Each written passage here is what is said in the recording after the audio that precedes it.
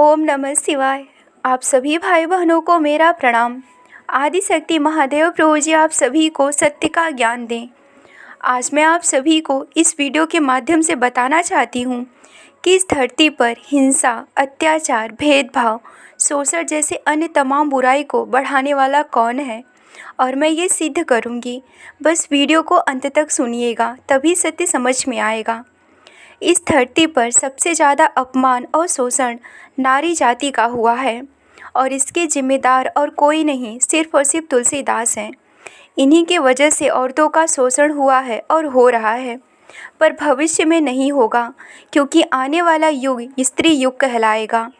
श्री रामचरितमानस जो कि सत्य था, जिसमें हर इंसान के सत्कर्म से लेकर सत्य चरित्र को लिखा गया था, पर उसे पूरी तरह से नष्ट कर दिया गया है। उसके बाद तुलसीदास ने वाल्मीकि जी के सत्यमानस का सहारा लेकर रामायण की रचना की। लोग मानते हैं कि वाल्मीकि जी की रामायण पूर्ण रूप से संस्कृत में लिखी गई थी, जिसे हर इंसान नहीं समझ सकता।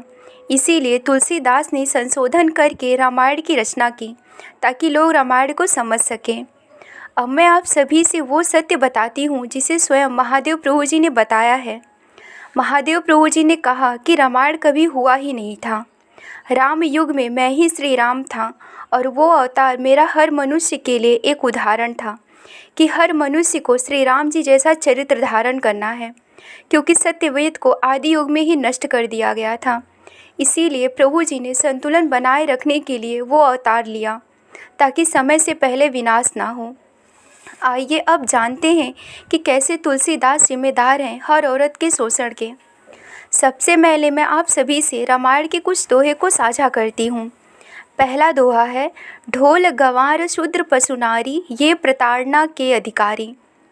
इस दोहे में तुलसीदास ने ढोल, गंवार, शूद्र पशु और नारी को प्रताड़ना के अधिकारी बताते हैं।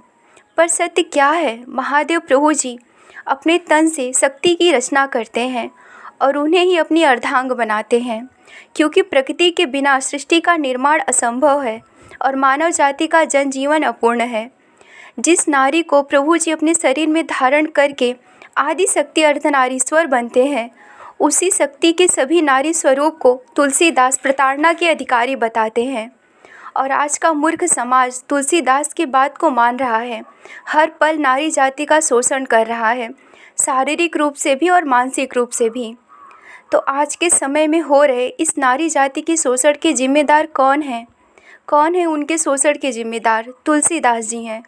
उनकी ही वजह से एक पवित्र रचना गंदी हुई है, और पूरी दुनिया ऐसे तुलसीदास को महापुरुष की उपाधि देती है। अब मैं आप सभी से ऐसे ही एक दोहे को और साझा करती हूँ, जिसके माध्यम से उन्होंने भगवान के अस्तित्व को कम किया है। पुण्य एक महु एक नहीं पूजा, मन कम वचन विप्रपद पूजा। इस दोहे के माध्यम से तुलसीदास ने भगवान के अस्तित्व को कम कर दिया है। आज के समय में लोग सत्य स्वरूप के विषय में जानते ही नहीं।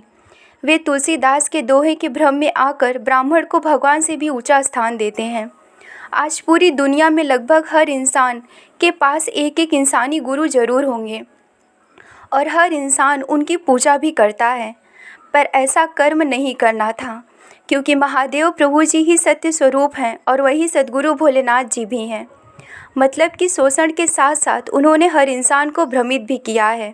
सत्य ये है कि शिव ही सर्वज्ञ हैं और शिव ही सद्गुरु हैं।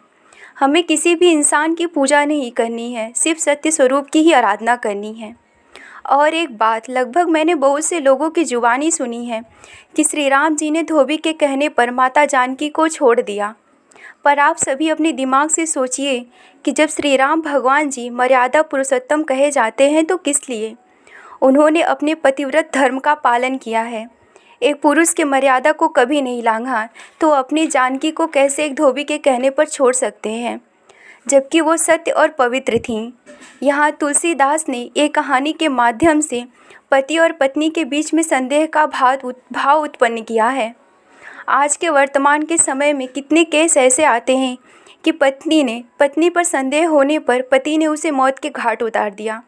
क्या यह घटना प्रताड़ना नहीं है, हिंसा नहीं है? हर नारी के अपमान के जिम्मेदार तुलसीदास हैं। उन्हीं की वजह से आज इस कलयुग में और अन्य युग में भी नारी समाज पर उंगली उठी है और वो हर दिन प्रताड़ित हुई हैं। अब मैं आशा करती हूँ कि सत्य सुनने के बाद सत्य क्या है उसे आप समझेंगे।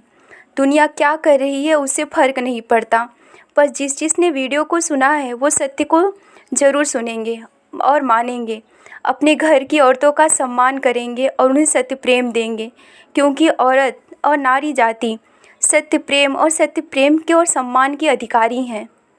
उन्हें किसी तुलसीदास के कहने पर प्रताड़ित मत कीजिए, क्योंकि आने वाला युग स्त्री युग होगा। मत करवाइए अपने घरों में रामायण का पाठ, जिससे आप पाप के भागी होंगे। आप सभी सत्कर्म कीजिए, सत्मार्ग पर चलिए, क्योंकि आने वाले युग परिवर्तन के चक्र में सिर्फ सत्य ही बचेगा। आज के इस वीडियो को देखने वालों को मेरा प्रणाम। आप सभी ने इस वीडियो को सुनने के लिए अपने कीमती समय में से समय दिया है, उसके लिए आप सभी का धन्यवाद। अगर आप भगवान पर विश्वास करते हैं और उनकी सत्यवाणी को सुनना चाहते हैं तो महादेव की शक्ति चैनल को सब्सक्राइब कर लीजिए, ताकि प्रभु जी की हर सत्यवाणी आप सभी तक आसानी से पहुंच जाए। प्रभु जी की सत्यवाणी को सुनकर अगर आपके मन में कोई प्रश्न उठता है तो मुझे कमेंट कीजिए। जय आदि शक्ति भोलेनाथ जी, हर हर महादेव।